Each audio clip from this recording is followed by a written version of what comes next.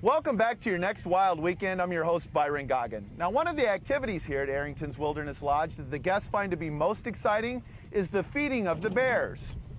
Feeding the bears is not an event designed for the viewing benefit of the guests. Rather, it's an activity that's necessary to the insurance of the safety of the guests, as well as the well-being of the bear itself. Trying to keep the big bear between me and the little bears. Then the big bear does most of my work for me. We collect all the food waste from the resort on a daily basis, and we take it about 3 miles across the lake to a point where it's fairly difficult for the bears to get back to the resort. It's a very extremely long trek of about 20 miles. And the reason we do this is that we don't want any attraction on the resort to bring the bears over to the island. We want to take that attraction as far away from the resort as we can. In doing this, however, what we've discovered is we now have an attraction and an educational tool in that we have the bears concentrated in one area. People can observe the bears.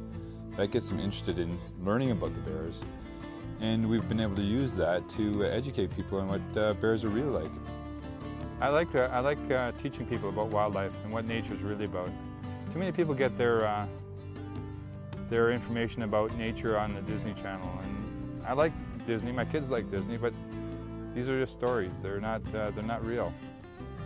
In real life, black bears are very antisocial, carnivorous animal that will eat anything it can actually get as far as food.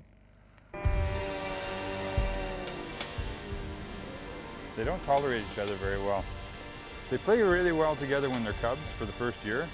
After the first year, they are very, very antisocial, and absolutely nothing interferes with them getting food.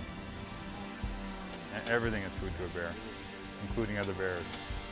There's two animals actually that overpopulate and really take advantage of our human activity, and that's black bear and deer.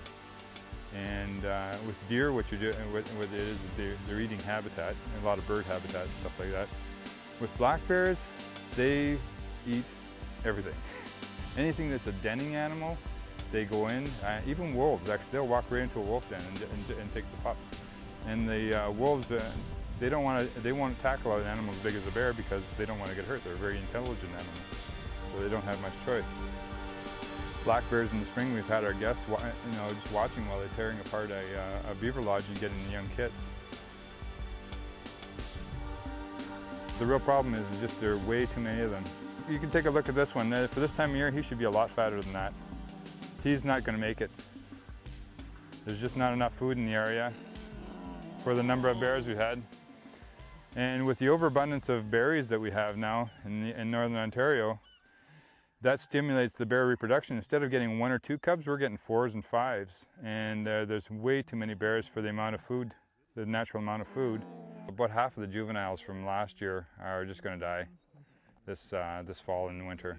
They'll just starve to death either before they hibernate or while they're hibernating. Have you ever seen bears before? No. Now you're a little bit worried about that bear behind you? You won't turn around. Yeah. If you do ever have an encounter with a black bear, first of all, you have to remember that the black bears are after food, and if you give them food, then they're going to be a problem. Second thing is stand your ground. Make yourself look as big as possible. Don't charge them unless you, I know bears really well, but I don't charge them. Just stand your ground, and they'll think that you're not afraid of them, and that way they feel intimidated. If they do charge at you, stand your ground because they'll brush right past you.